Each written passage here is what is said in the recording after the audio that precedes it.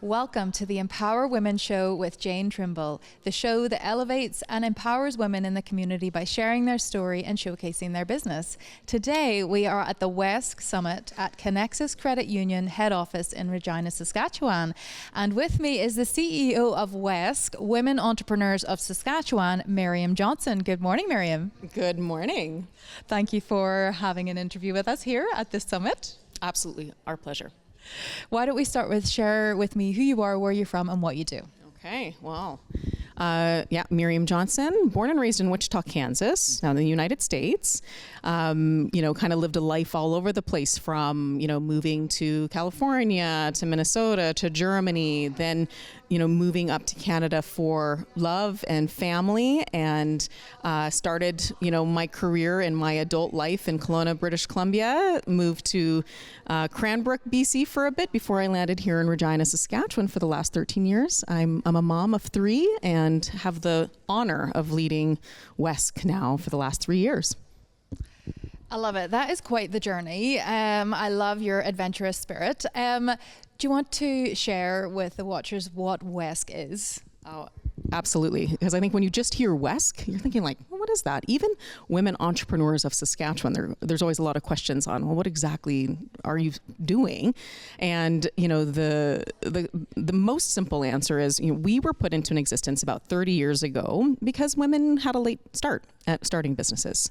A lot of time, access to capital and access to financing has been the number one issue for women-owned businesses since time memoriam.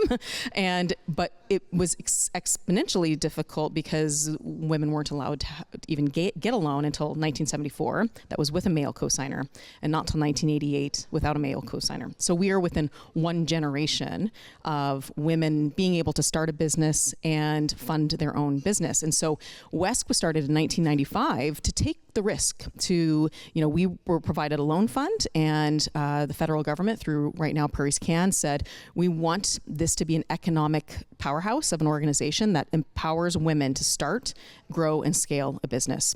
So now 30 years later, we still have that loan fund. We have grown that loan fund over those 30 years. We also provide unlimited business advising and events across the province, this being one of our most significant in the year, the summit, where everyone in the province actually comes here. But throughout the year, we actually go to WESK Connects all throughout the province multiple times to make sure that women don't feel that they're all alone on this journey.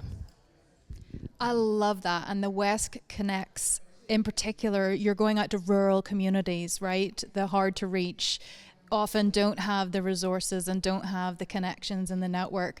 Do you want to share with us just some of the women that are here today, just some examples of the types of women that are showing up today? Well, absolutely. We have 180 women who are here today. So we run the gamut from, women that are owning construction companies to little retail locations in their town, their small towns. I think that's the beauty even of Saskatchewan is the fact that, we've got small towns that are dependent on our women-owned businesses. Really they are farmland that have small communities and they need people to run those businesses. As we've learned, it is majority women-owned. It's the women that really are holding these communities together. And when we started doing the Rural WESK Connects, it's the first thing we heard was they just were like, we can't believe you're here. We're so thrilled you're here. And then even because we would do regions, so it's not necessarily one community, we would actually go, here's the region. And we would purposely look at an entire region to pull from to gather. And it was eye-opening even to the women in those groups going like, I had no idea how many entrepreneurs were in this community. So it's something we're extremely proud of, and the solutioning that we thought of in order to make this possible. I love it. What do you think it is about prairie women specifically that makes us great entrepreneurs? Well, I think that we're just up for a challenge. I think every single one of them is so used to wearing so many hats, and it's not looked at as, wow, I'm managing a lot. It's just going, this is what we have to do. And so, I think there's that. It's also that Saskatchewan is known for relationships. And, whether or not that is very high level business or right down to the community, it is all about relationships. It's about friendships. It's about watching out for your neighbor. It is about, learning this person and what they do and utilizing it later because you're just like, wow, I had no idea. And then now that is a connection. So I think that is what truly makes, I think, Saskatchewan specifically unique.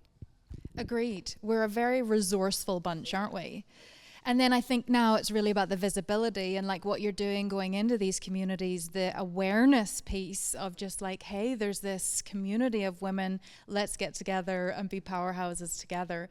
Is there a story of an entrepreneur or a businesswoman that has touched your heart personally or specifically that you can share? Like, how has WESK helped?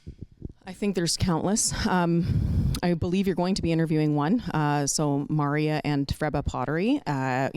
Maria jumped into programming with us years ago. She's a potter in Defoe, Saskatchewan. But she had big vision, and she, joined WESK a number of years ago, but really jumped into a growth and scale program with us. And for someone that is doing pottery in a small town to be thinking big, I want her to share what that looks like now for her, but she has now scaled this business. She has a tourism location in Claycation at her home where she hosts people. She's building a second studio. Like, talk about growth and scale in the small town. It's remarkable. It really is incredible. It's very powerful and inspiring. And then how do women get involved? If they wanted to be involved in this summit, if they want to get involved with the network and get plugged in, how do they do it? It's quite simple, because you just have to go to wesk.ca and check out the events and then register to come. There is no membership needed for any of that. We do have a membership model, and I think that has been something that has been known as like, I don't have a membership, I don't know if I can join. And we're like, no. The membership really is if you wanted unlimited business advising and access to $150,000 in loans. That's when you need an actual membership. Outside of that, really what this is it is a network. We have 900 members, but we have 25,000 in our network. So that is 25,000 people that we are reaching that are always invited to every single thing that we do. So the doors are always open. I love it. It feels very warm. It feels very inclusive, and it feels very welcoming.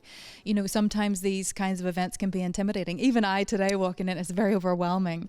And I'm sure every woman here feels it, but there's a warmth and a positivity. You mentioned the energy in your opening speech, so I feel that. Thank you so much for coming on the show today, for hosting this wonderful event and pioneering something so epic and life-changing for the community. It's truly my honor to get to be a part of an organization like this. Like, every day we kind of pinch ourselves being like, we get to make a positive impact. This is remarkable. Thank you for having me. Thank you.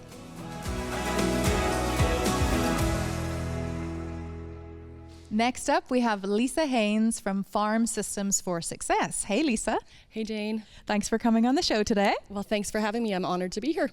Amazing. Why don't we start with just sharing what Farm Systems for Success is? Sure. So Farm Systems for Success is a program that I developed to help farmers with the things that aren't necessarily farm specific. So, it's not the hands-on doing the manual labor, but the things in the background that also help the farm succeed. Like what? So things like papers, your policy, like procedures, those kind of things, dealing with the overwhelm, the organizational skills, all of that kind of stuff. Some things on risk mitigation, government programs and stuff, where to get some help in different areas that you might need it with. So, yeah.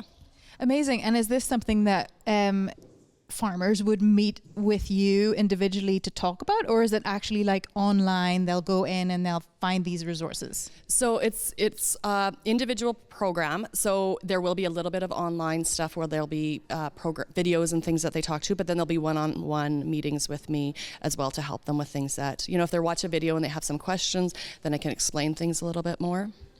And why did you start this? Like, what was the need?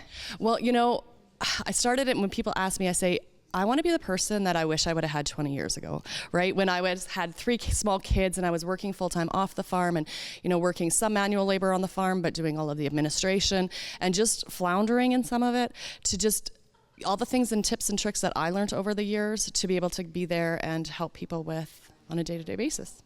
What would be one of the main sort of problems or pain points that is addressed by Farm Systems for Success? Like, what's a common thing?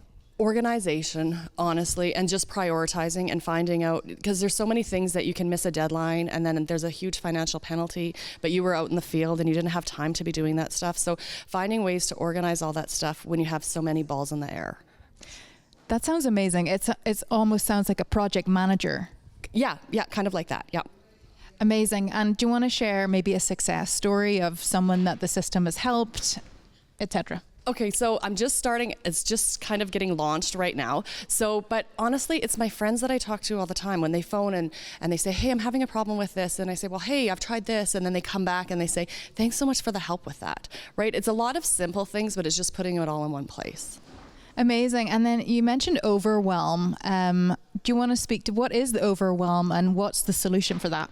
Well, actually, funny you say that. I do have a little PDF that I can share later on, with your viewers if they'd like. So, but it's just that overwhelm, and it feels like when you have so many things that you're doing, and even as a woman, you're a mom, and you're maybe an employee, and you're a business owner, and all these things, and you want to be everything to everyone, but it can be overwhelming, and then you don't feel like you're doing any of it right. So it's just ways, to tips and tricks to help you just breathe and look and find out what the priority is and what needs to be done right at this moment, and just take a breath. And so I love it. That sounds beautiful. Why do we need more women in ag? This is one of the missions of the Empower Women show, is to highlight and empower women in the non-traditional roles. So why do we need more women in ag? I think we bring a different aspect to it. I mean, there's so many women in ag already. I think even just highlighting those and getting the younger women to say, hey, this is a role that I can take on. There are a lot of barriers to it. A lot of them are physical barriers. So that's another part of my program that I'm going to do. It's going to be a more online or on the ground training, where it's things that I've learned from my friends in the industry. When you're not as strong as a man to be able to do things, this is the way to do things when your physical strength isn't here, or if you're short. A lot of the stuff that on the farm at my place, it's a lot of stuff I can't do because I'm short, right? So there's in the back of my... You can't wear high heels? Yeah, no. So there's a ladder in the back of my truck, or there's a stool beside, the loading chute, or that kind of stuff, right? So it's just, a lot of times we feel like we fail because we just can't do it because we're a woman, but sometimes you just need a little bit of help, and then you can just, and then... Like a ladder. Yeah, like a ladder. Where can women find you if they want to get involved? Okay, so they can find me on Farm Systems for Success on Facebook or Instagram. And actually, if they want to DM me, I can send them the PDF on Overwhelm. And it's not just for farmers, it's for anybody out there if they want to check out, some little tips and tricks on how to deal with overwhelm. I want that. Okay. Well, you have to DM me. Thank you for coming on the show today, Lisa. Keep up the great work, and I'm looking forward to seeing all the success in the future of Farm Systems for Success. Farm Systems for Success. Thanks, Lisa. Thanks, Jane.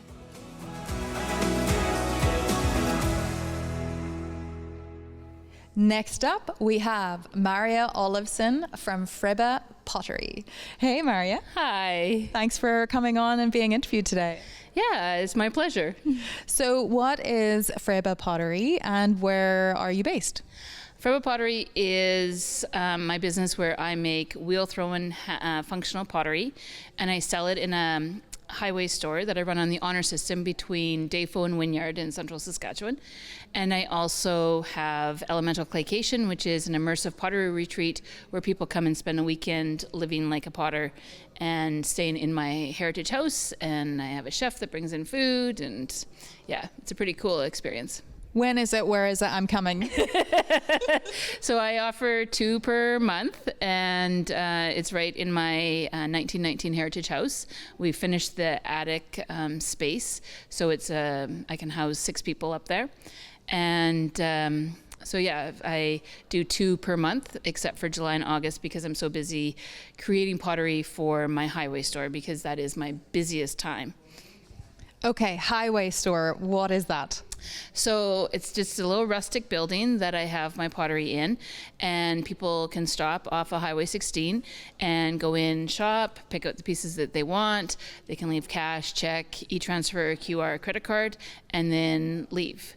I don't go out to the store. It's run completely on the honor system, and for 12 years I've been doing it that way.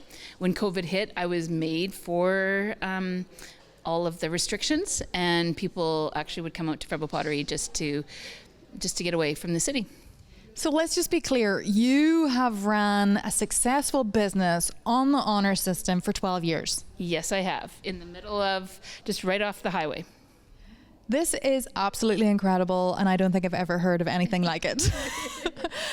I was inspired from a studio out in Denman Island that I visited in 2003. And when I came back, I started learning pottery, wheel throwing, and I was like, I have to try this, because to have hours, I would miss people. Like, I had somebody stop from Alaska right at the beginning, and when I was in town for swimming lessons. And if I would have had hours, I would have missed her. Yeah. And so I have pottery all over the world. I get people that send me messages, and there's a gentleman that has some pottery. He's from Alaska as well, and he has pottery in his van in Namibia that he bought when he was going across Canada and just happened to find my store. That is so incredible. And it really speaks to one thing that I see in common with women entrepreneurs is our ability to create our businesses around what our values and priorities are. And it sounds like you've created a business around your life versus your life around a business. Yeah, and I believe in connection through creativity. And so when people are holding my pottery, they know that I made it by hand. There's a story about it. And then when they're drinking out of it or eating out of the bowls, there's just that connection back to that they were trusted enough that they could shop without somebody hanging over them or anything like that. And also last year I put a big map up of Saskatchewan, but also the world and Canada, and people from all over the world are putting their pins in, and it's just so neat to see that I have had people, whether they buy or not, stop in from all over the world. It's so cool. It sounds like there's a whole new, like the currency of trust. Do you want to speak to the value of the currency of trust?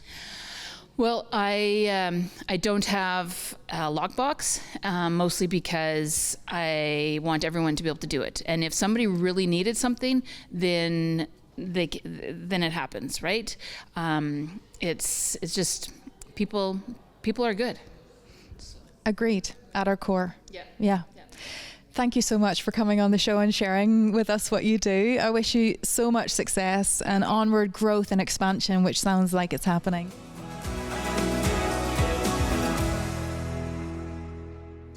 Next up, we have Janelle Lansdell from Flowing Well Financial. Hey, Janelle. Hi, how are you?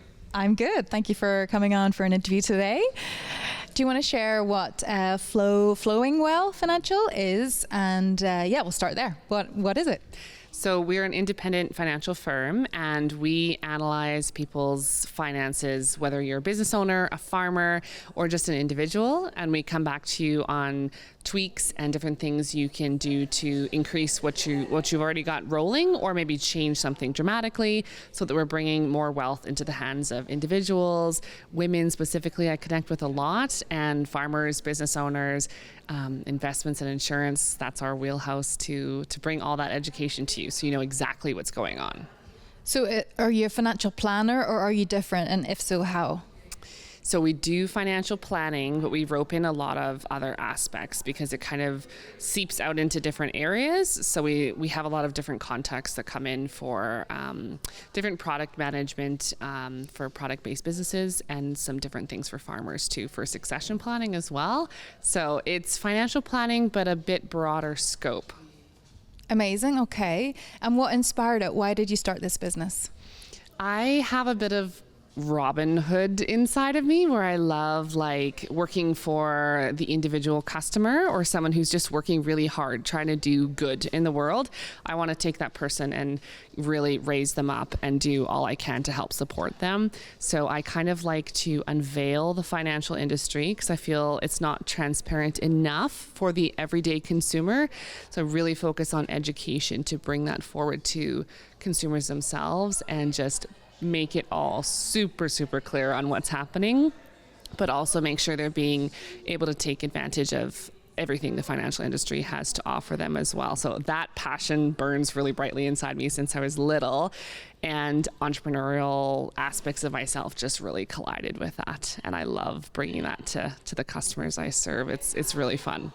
That's so cool. I absolutely love it. It just sounds like a resource for wealth and abundance and just for inner and outer expansion. Do you want to share a story of somebody that you've worked with and how your support helped them?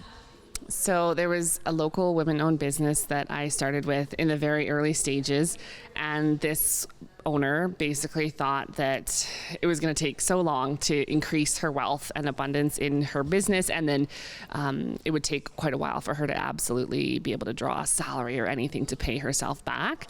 And it was really fun to show her exactly how she could tweak a few things and even invest just a small amount to really blow up the wealth that she could have personally as well, because I feel like a lot of women-owned business owners, they put so much into the business, but then we kind of forget that we should take some of that personally as well. Like, we have to feed ourselves too. So showing her how that was possible and sooner than what she expected was really cool. And she's still a client now for 8 years. So it's really cool to see that progression for her, and how it's even just the quantity of what she's dealing with now is really feeding her back from all her efforts. I love that. That's so inspiring.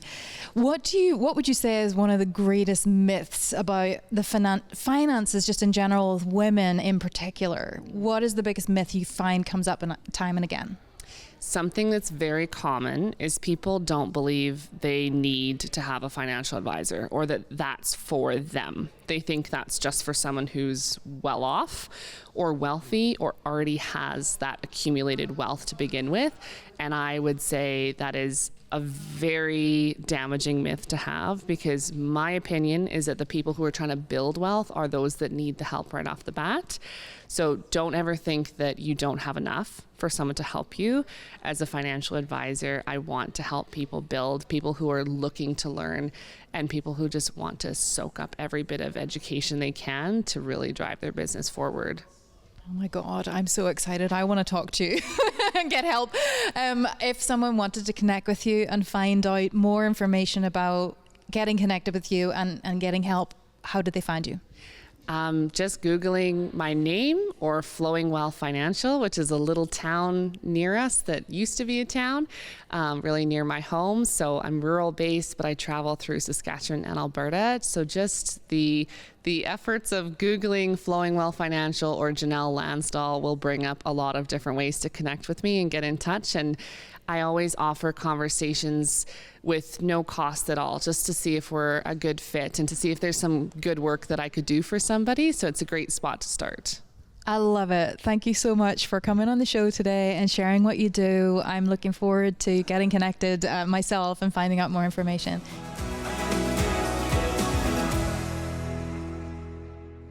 Next up is Tessa Jordan from Pen and Page Bookstore. Hey, Tessa.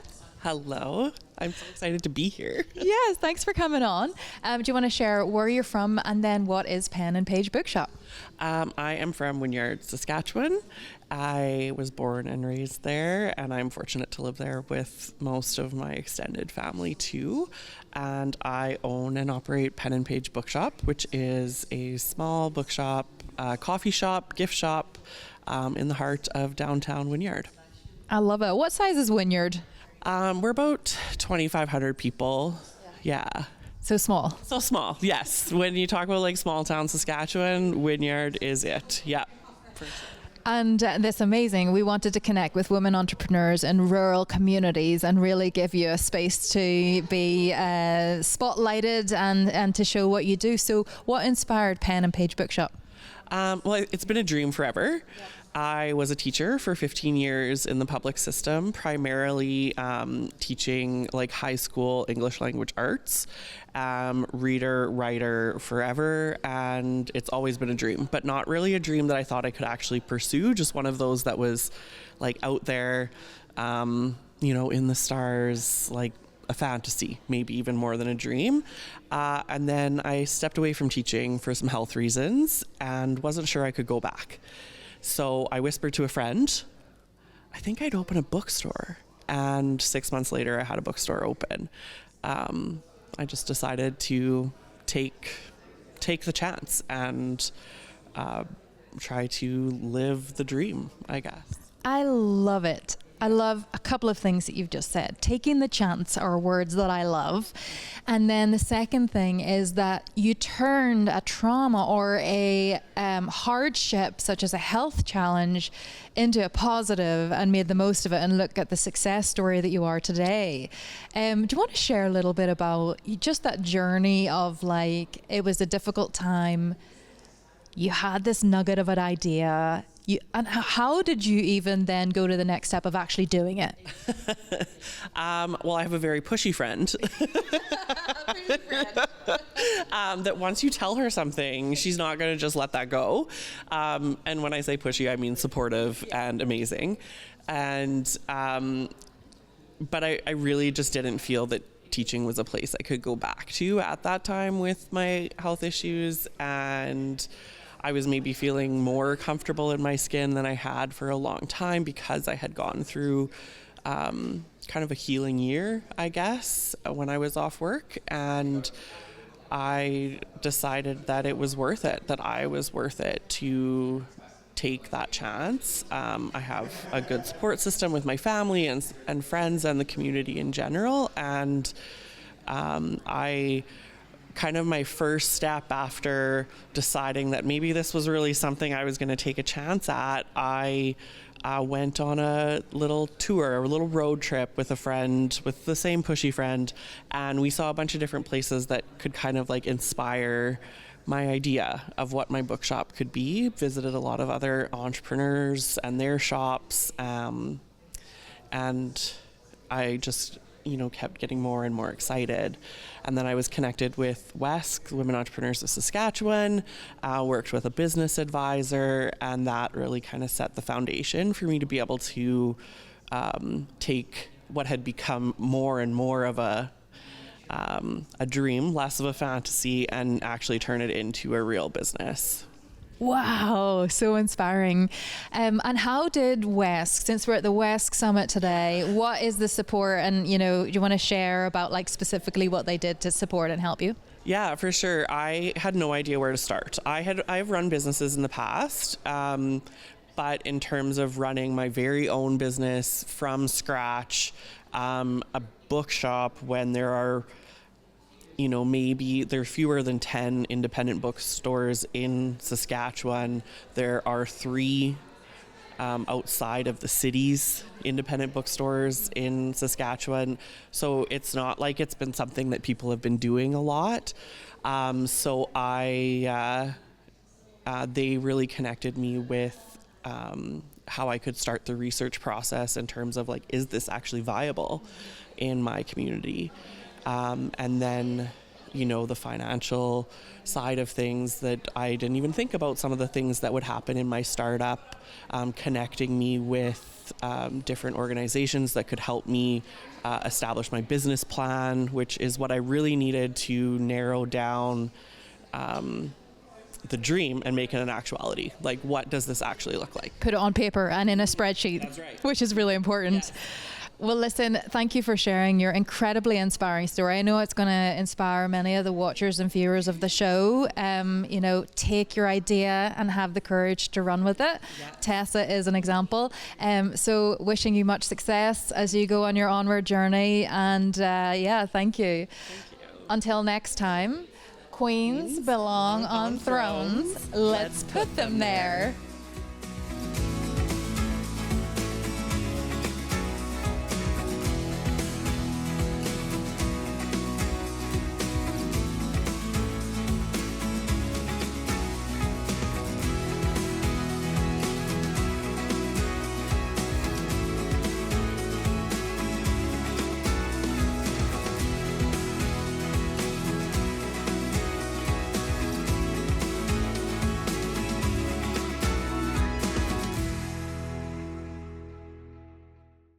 Effective social media marketing is so much more than posting pretty pictures on Instagram and Facebook. Undercover Creators are a female-owned social media marketing company in Saskatoon. Find them at undercover-creators.com.